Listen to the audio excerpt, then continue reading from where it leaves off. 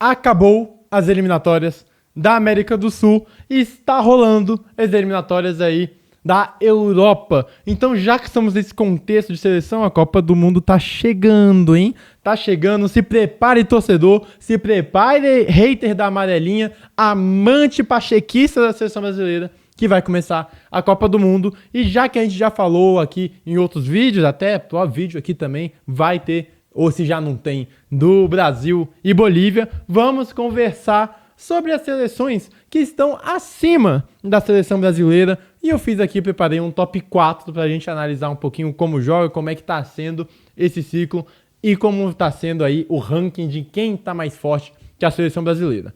Primeiro, a gente vai ter que deixar claro algumas coisas. A seleção brasileira é o pior ciclo, talvez, da história. Muito ruim. Vive momentos sombrios se analisar o que vem sendo esse ciclo de seleção. Todo bagunçado, problema de CBF, tudo errado. E aí, eu coloco algumas seleções que não vou me aprofundar nelas, mais ou menos no mesmo patamar que a seleção brasileira.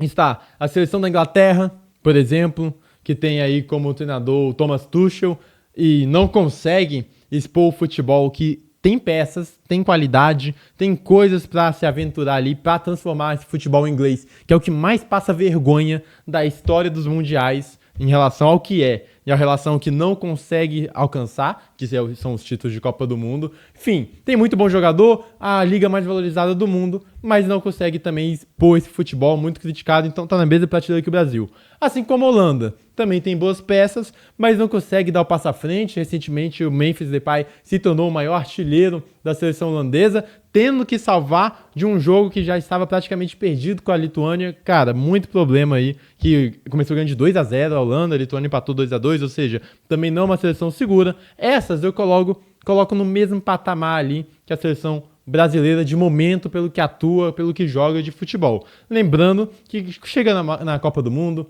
mata-mata, de tudo pode acontecer. Uma seleção que está pior hoje pode ganhar o jogo, porque são 90 minutos, a gente sabe como é que o futebol funciona, é uma caixinha de surpresas.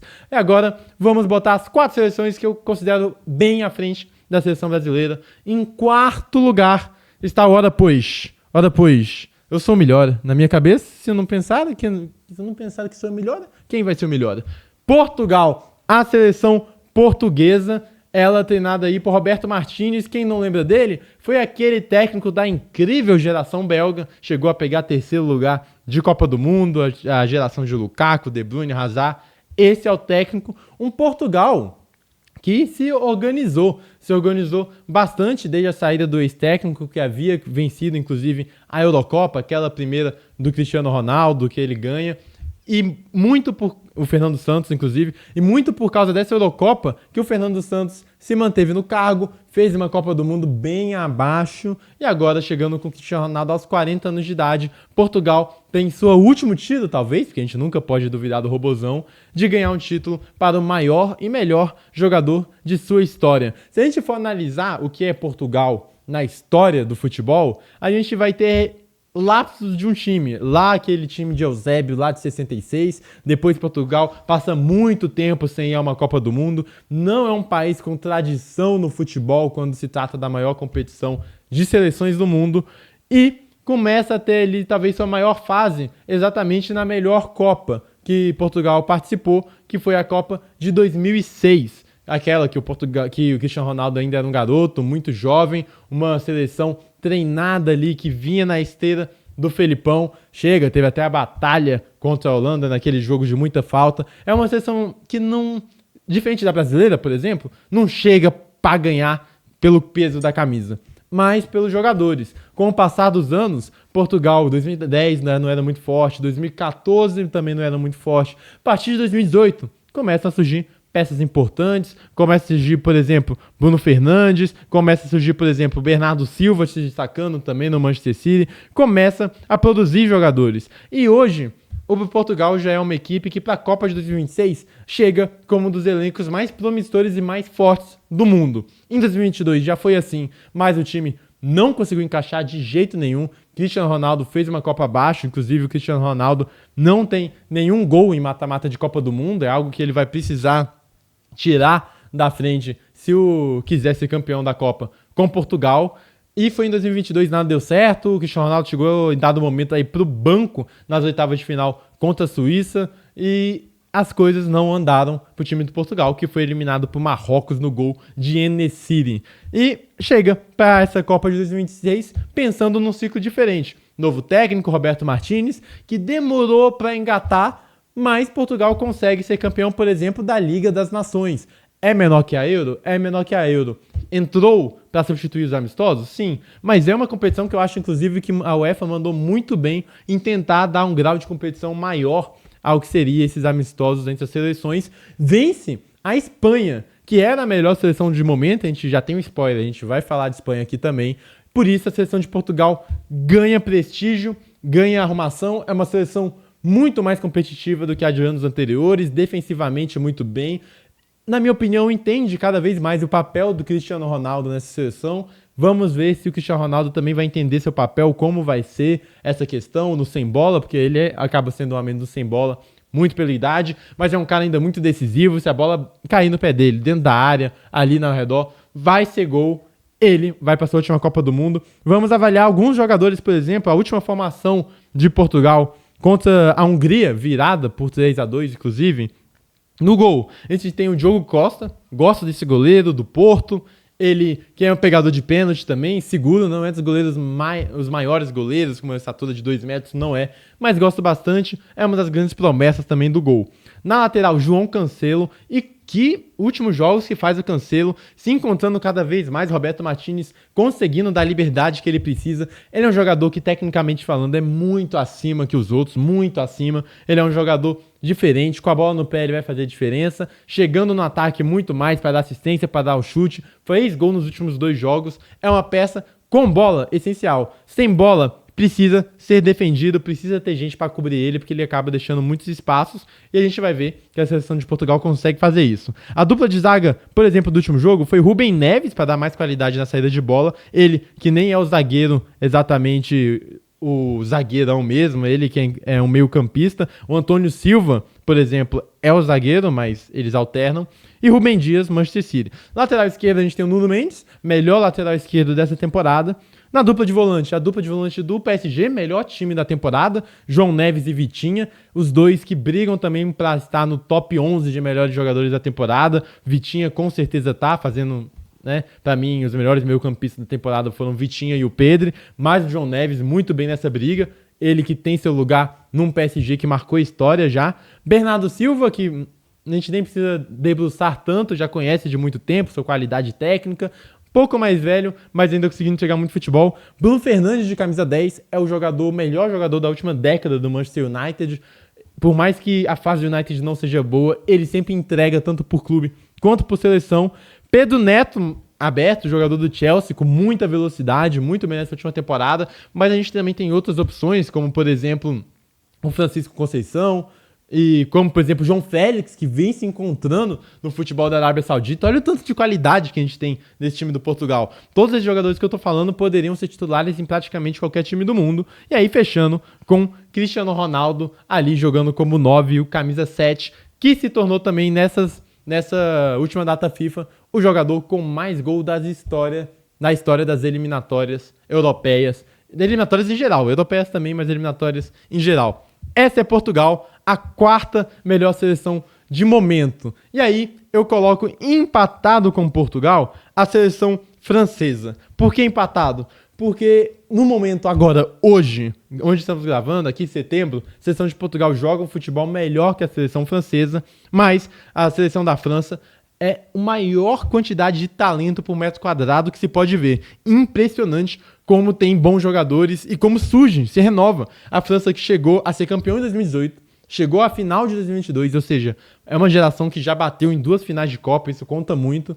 Agora, para 2026, se renovou ainda mais com o que já tinha de melhor. Alguns jogadores como Kanté, o Matuidi, Pogba, saíram de radar, entraram outros que a gente vai falar aqui. A minha questão é que essa geração, essa seleção entrega menos do que ela pode, porque no papel é absurdo a quantidade de jogadores que tem, entrega um pouco menos do que realmente pode. O Deschamps, acho que o ciclo dele tinha que ter sido encerrado na última Copa, e nem foi uma Copa tão vistosa, nem foi um ciclo tão vistoso. É uma seleção que é tão boa que às vezes a impressão que dá é que ela se poupa durante o ciclo e aí gira a chave na hora da Copa do Mundo. Isso aconteceu em 2022. Inclusive girou a chave até na final, né? Porque tava jogando muito mal e do nada gira a chave com o Mbappé. É uma seleção que jogando quando tá todo mundo com a setinha pra cima, muito difícil de parar. Por isso, é uma seleção aí campeã do mundo, uma seleção muito forte quando se fala de futebol, uma seleção que a gente tem o atual campeão da Champions francês, é uma geração que já bateu 2 finais de Copa, é uma geração que tem Kylian Mbappé, que com certeza vai se consolidar. Se eu não me engano, faltam 6 gols para ele chegar à marca do Giroud e ser o maior artilheiro da seleção francesa. Seleção tão boa que nem sentiu a falta de Benzema no tempo que passou fora. Vamos passar pelos nomes dessa seleção? Temos Manhã no gol, dos melhores goleiros do mundo. Condé, também na última temporada, eu colocaria ele como o melhor lateral direito da temporada. Temos Konaté, destaque no Liverpool. Temos Upamecano, destaque no Bayern. Ele que sofreu de problemas físicos, mas na última temporada encarou muito bem. Temos Theo Hernandes, uma potência física e com bola muito boa. Ofensivamente falando, ele dispensa a apresentação. Só que ele desliga às vezes do jogo, sem bola, ele causa muitas falhas. Exatamente por isso, ele até saiu do Milan, foi aí pro futebol saudita, mas ele é um cara muito diferente para uma lateral esquerda, principalmente nesse gap de laterais que a gente tem no mundo, que a gente não tem tantas opções de laterais assim. Nas volâncias, a gente tem, por exemplo, o Koné, ele aí, um cara que tá surgindo muito bem na seleção. A gente tem o Tchouaméni do Real Madrid, que faz todas as funções, faz zagueiro, faz volante, faz tudo que precisar. Barcola, dos destaques do PSG, campeão da Champions. Olise, melhor jogador da última temporada do Bayern de Munique, junto com Harry Kane, um cara muito diferente na Bundesliga, muito diferente. Temos também, por exemplo, o Thuram, que vira e mexe e faz seus gols, uma peça muito importante. E, para finalizar, Kylian Mbappé. Esse também é outro que dispensa apresentações. Olha o que eu vou dizer. Na minha opinião, é o jogador mais desequilibrante do mundo. Por mais que a gente tenha o Yamal surgindo muito bem, um craque Yamal. A gente tem o Pedri, que eu sou fã número 1. A gente tem vários outros jogadores, Salah, Harry Kane, Lewandowski. Pra mim, o cara que mais me dá medo de enfrentar é o Mbappé. Cara, é muito diferente. E ele é o grande centro dessa seleção. Falando de outros nomes, até alguns que ficaram de fora da última convocação, a gente tem Malo Gusto, lateral do Chelsea, seguro. Coman, fazendo muito gol também, homem decisivo. Ele que fez gol, inclusive, na final da Champions League contra o PSG pelo Bayern de Munique. Ekitike, novo contratado do Liverpool por 80 milhões de euros, que já chegou fazendo gol, emendando gol na Premier League. Samba, o goleiro. Chevalier, nova contratação também, um goleiro que tem potencial a ser dos melhores, se não o melhor do mundo nos próximos anos, está no PSG. Pavard, Digne, Lucas Hernandes, irmão do Theo Hernandes, Kefren Turan, o outro Turan, jogador da Juventus. A gente tem o Akliouche, esse jogador do Mônaco, olho nele no Akliouche, que ele é um jogador com muito prospecto para evoluir, sem falar outros caras que ficaram de fora, Doué, por exemplo, Cherki, por exemplo. É muita gente boa nessa seleção. Dembélé, talvez que vá ganhar a bola de ouro, também tá fora. Saliba também, melhor jogador, melhor defensor do Arsenal por algumas temporadas, também tá fora. Olha a quantidade de talento. Por isso, eu coloco aqui em terceiro lugar a seleção francesa. E agora vamos falar castelhano, porque nós outros vamos falar de Argentina, nossos hermanos. É a seleção argentina. E aqui eu tenho alguns poréns para falar de Argentina. Por quê? Pela eliminatória que fez, disparou, classificou em primeiro, sobrando. Depois da Argentina vem numa sequência de vencer Copa América, vencer finalíssima, vencer Copa do Mundo, destaque, acabando, a gente pode até falar, né? Venceu as eliminatórias, acabou em primeiro. É uma seleção que foi se organizando com o tempo e que nessas eliminatórias, inclusive, na minha opinião, é uma seleção muito mais segura do que foi a seleção do ciclo passado. A Argentina, a gente tem que lembrar que foi se organizando ali aos trancos e barrancos, se encontrou, o Messi se torna argentino, ele que sempre jogou bem com a seleção argentina, mas agora teve finalmente batizado como argentino, sua identidade recuperada, jogou na Copa do Mundo a Copa do Messi é das melhores Copas individuais de um jogador da história dos mundiais, mas é uma seleção argentina que durante a Copa penou, perde para a Arábia Saudita, luta muito para se classificar contra o México. O Messi tem que tirar um gol da cartola de fora da área. Luta muito para se classificar contra a Austrália. Penou, o Dibu Martínez fez uma defesa no último lance. Pena contra a Holanda, abriu 2-0, depois leva o empate. Contra a Croácia foi tranquilo. E contra a França também teve um desligamento, também poderia ter perdido. Essa seleção de instabilidade, de altos e baixos, a gente vê que com o Scaloni diminuiu nesse último ciclo de Copa. É uma seleção mais segura, mais ciente do que faz. Perdeu algumas peças, a gente tem um Messi quase 4 anos mais velho, isso é uma questão sim, mas ele continua entregando.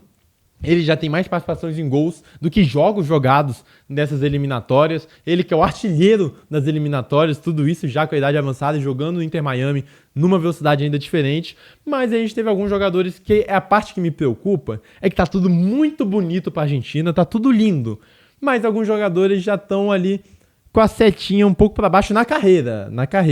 Na seleção argentina continuam desempenhando muito bem. Mas na carreira, por exemplo, a gente tem o Otamendi, que já não é aquele Otamendi. A gente tem o Depou, que foi jogar no Inter Miami. A gente tem algumas peças aí já em reta final de carreira. A gente tem o Di Maria, que já não está presente no ciclo, jogando ali no seu time, no Rosário Central. Ou seja, tem algumas diferenças que, no final das contas, acabam pesando. E outra, tem a maldição do vencedor da Copa do Mundo não conseguir passar de fase de grupos na Copa seguinte.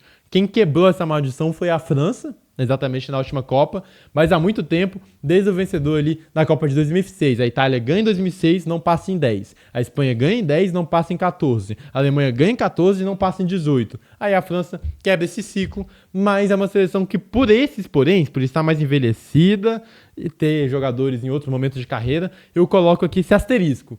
Mas olhando só para o futebol, entrega e como entrega. Falando de renovação, a seleção argentina teve sim uma renovação, teve mudanças, ganhou alguns jogadores. A gente tem o Almada do Botafogo, aí, ex-jogador do Botafogo, agora no Atlético de Madrid. A gente tem o Simeone, também filho do técnico Simeone. A gente tem o Franco Mastantuono, jogador do Real Madrid, que já usou a 10 na última partida e surge como um grande exponencial para essa seleção. A gente tem o Echeverri, El Diablo, Echeverri, também surgindo muito bem como uma revelação. Foi emprestado pelo Leverkusen agora, jogador, ele pertence ao Manchester City, gosto muito dele.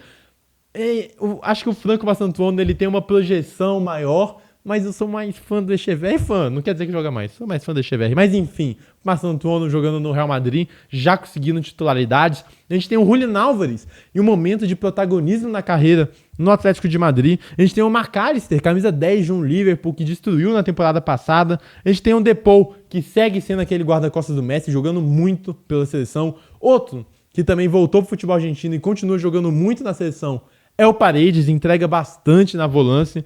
Ali é uma defesa envelhecida com Tagliafico, Otamendi e Montiel. Essa defesa me faz ter um pé atrás. E o Dibu Martínez, que quando coloca a camisa da Argentina, cresce e se torna o goleiro que ele não é. Isso não é nenhum demérito a ele, é porque ele vira excepcional em Copa do Mundo. Essa é a Argentina. O grande, porém, o Messi vai jogar essa Copa? Se o Messi for jogar essa Copa, a Argentina tem que estar entre as favoritas. Tem que estar. Talvez o melhor jogador da história, talvez o maior jogador da história, artilheiro das eliminatórias, fazendo tudo o que faz. Diferente. Ele é diferente. Mas ele deu declaração na saída do último jogo dele, jogando em loco pela camisa da Argentina, inclusive chorou bastante e tal, que ele falou que o normal é não participar de mais uma Copa e que ele disse que hoje não está tanto assim que vai participar, o que é preocupante pro fã de futebol, mas principalmente para a seleção argentina. Por mais que ela funcione sem Messi, a gente já viu a lavada que deu no Brasil de 4-1, para uma Copa do Mundo, para vencer a Copa do Mundo, eu ainda acho que essa seleção precisa de Lionel. Sem Lionel, acho que vai ficar difícil para a Argentina, por isso ela está aqui na segunda colocação. E na primeira colocação, continuamos hablando espanhol, porque agora vamos falar da campeã, nossa, que espanhol horroroso, da Euro. A Espanha de Lamine Yamal é a melhor seleção do mundo de momento. Talvez em talento, você pode até dizer que não é uma França, que não tem tantos jogadores diferentes, mas é uma geração, é uma seleção com mais DNA entre todas as outras do mundo. Isso faz diferença. Você ter um DNA faz diferença. A gente pode falar disso. O Brasil de 70 tinha um DNA muito bem definido. A própria Espanha de 2010, que nem fez as melhores Copas, mas tinha um DNA muito definido. Holanda de 74. A Itália também, vencedora em 6. Tem DNA. E aqui é um suco de futebol espanhol nessa seleção, com Luis de la Fuente, ele que foi técnico da seleção espanhola de base por muito tempo, então muito desses garotos, é uma geração muito nova. Muitos desses garotos que passaram, estão na seleção principal, passaram por ele na base, faz diferença, já conhecia há tempo. O trabalho de base da Espanha é dos melhores do mundo. Ninguém produz tantos meio-campistas, tantos controladores e ritmistas de jogo quanto a seleção espanhola. E aí o pulo do gato está aqui a Espanha. Sempre revelou esse tipo de jogador técnico, inteligente, de distribuição no meio campo, do tic-tac ali, vamos dizer assim. Sempre revelou. Mas faltavam pontas incisivos, pontas diferentes, pontas no 1 contra 1, pontas que resolvam o jogo. O que acontecia é que a Espanha ia muito bem, mas na hora de acelerar o jogo, não tinha quem dar essa aceleração. E agora a Espanha descobriu entre aspas, simplesmente 2 moleques, um deles, Lamine Yamal, fez 18 anos, acabou de fazer 18 anos, ele que pode ser, a maior esperança de um novo craquíssimo bola de ouro, arrematar a bola de ouro daqui pra frente. O que ele fez com 15 anos é inacreditável. Com 16, loucura. Com 17, ele ganha a Eurocopa, sendo um dos melhores jogadores, ainda com 16 anos. Ele vai fazer 17 na semifinal da Eurocopa.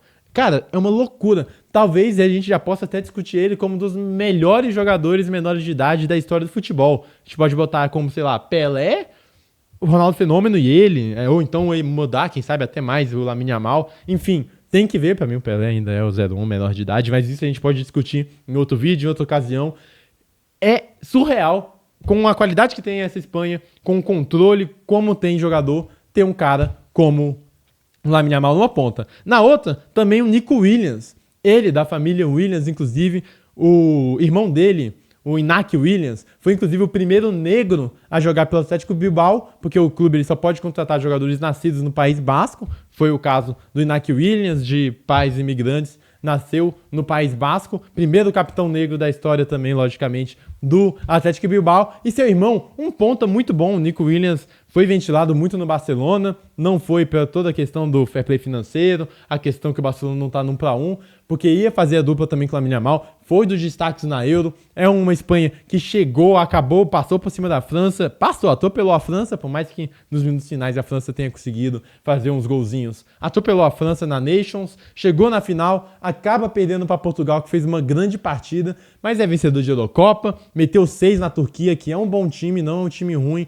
vem jogando o melhor futebol de seleções, inclusive tem até gente lá na Espanha comparando essa seleção a de 2010, falando que é melhor, e comparando com a 82 e a de 70 do Brasil. Então, essa é a geração espanhola. Vamos ver aqui os jogadores no gol. A gente tem o Unai Simon, por exemplo, goleiro que eu não tenho toda essa confiança nele, mas muito bom com o jogo com os pés. Acho até que às vezes ele falha demais. Porém, é um jogador que calou minha boca, por exemplo, na Euro. Pedro Porro tomou a lateral direita do Carvajal, que sofreu a lesão. Olha, já tem 2 bons, ótimos laterais direitos. Pedro Porro esse, revelado por Sporting aí, jogador do Tottenham, tomou esse lugar de assalto. A lateral direita é dele, como vem jogando. A dupla de zaga, a gente tem simplesmente, talvez, o melhor zagueiro da próxima geração. Por exemplo, o Roysen. Ele é muito bom, muito diferente. É jogador do Real Madrid, contratado agora, vindo do Bournemouth. Ele tem um passe, uma noção com bola muito diferente, sem bola, absurdo. Ele é dos que eu coloco aí de projeção para melhor zagueiro do mundo. Ele é absurdo, o Roysen é loucura. Tem de opções o Lenormand, o Pau Garcia também, o Pau Cubarsí.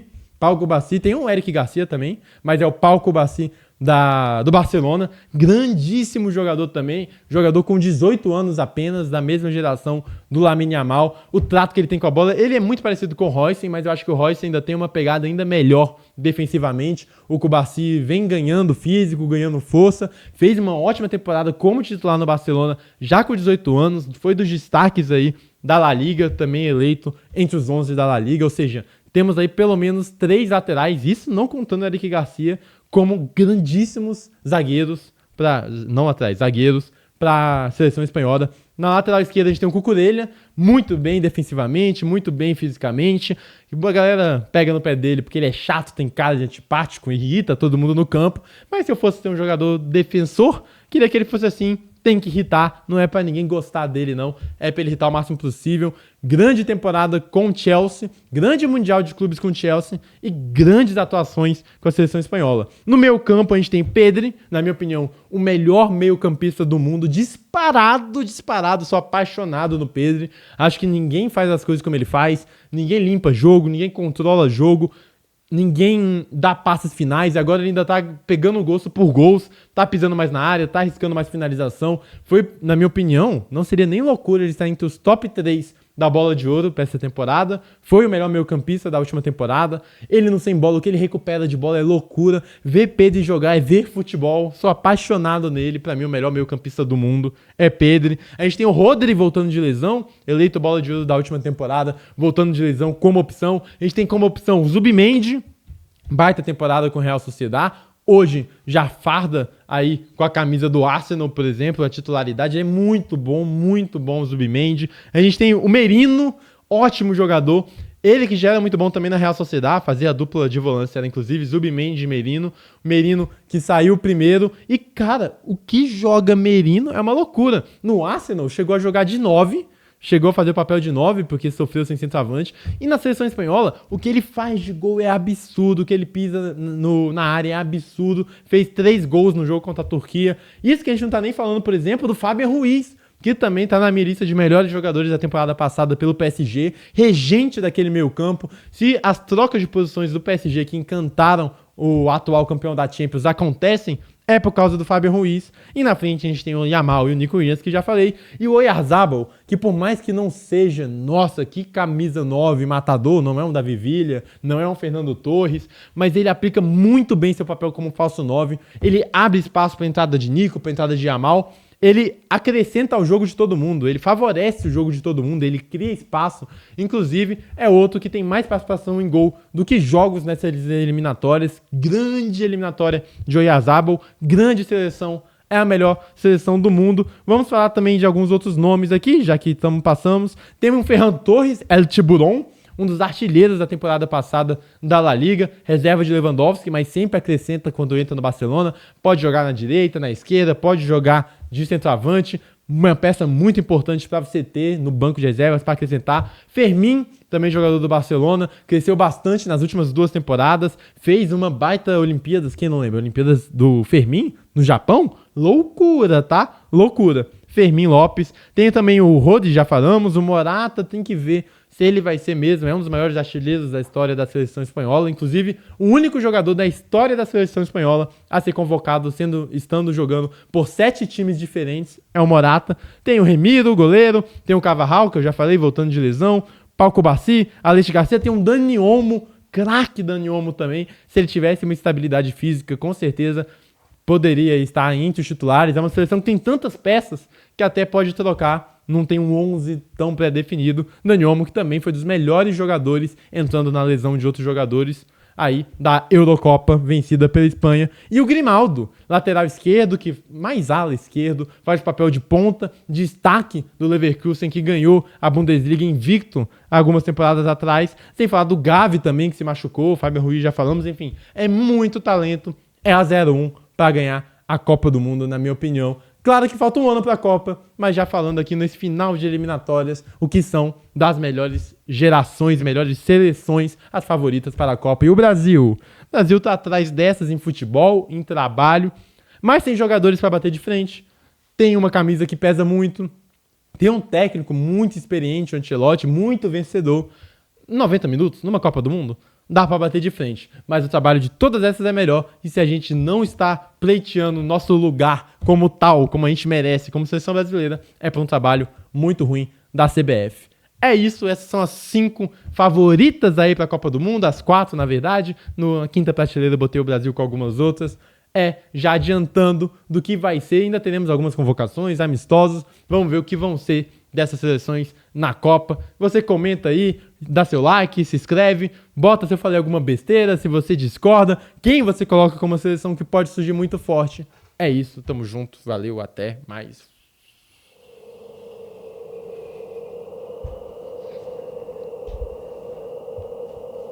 Sou apaixonado no Pedro.